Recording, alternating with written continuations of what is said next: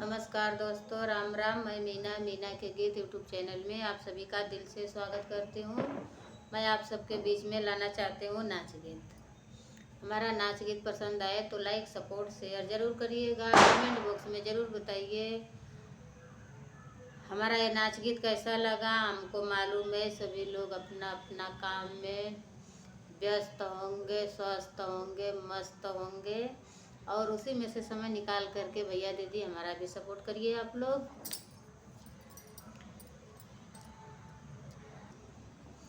के ना बोआ का करी हो, के ना खरबूजावा सुना हो सखिया।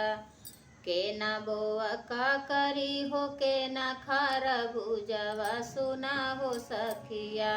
हे सुना हो सखिया, के ना बोअला करैली सुना हो सखिया। के ना बोअला करैली सुना हो सखिया। सासु बोआ का करी ननद खरबूजावा सुना हो सखिया। सासु बोआ का करी ननद खरबूजावा सुना हो सखिया।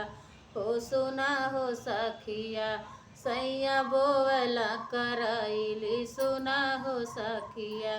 सैया बोअला करैली सुना हो सखिया। के ना कोड़का करी हो, के ना करैलिया सुना हो सखिया। के ना कोड़ेला करैली सुना हो सखिया। के ना कोड़ेला करैली सुना हो सखिया। सासु कोड़ा का करी ननद खरबूजावा सुना हो सखिया। सैया कोड़ मोर करैली सुना हो सखिया। सैया कोड़ मोर करैली सुना हो सखिया। के ना सोहका करी हो, के ना खरबूजावा की के हो सोहना। के हो सोहका करी हो, के ना सीचक करी हो, के ना खरबूजावा की के हो सुना हो सखिया। के ना सींचला करैली सुना हो सखिया। के ना सींचला करैली सुना हो सखिया। सासु सींचका करी ननद खरबूजावा सुना हो सखिया। सासु सींचका करी ननद खरबूजावा सुना हो सखिया। हो सुना हो सखिया। सैया सींचला करैली सुना हो सखिया। सैया सींचला करैली सुना हो सखिया। के ना चीखका करी हो, के ना चीखका करी हो, के ना खरबूजावा सुना हो सखिया।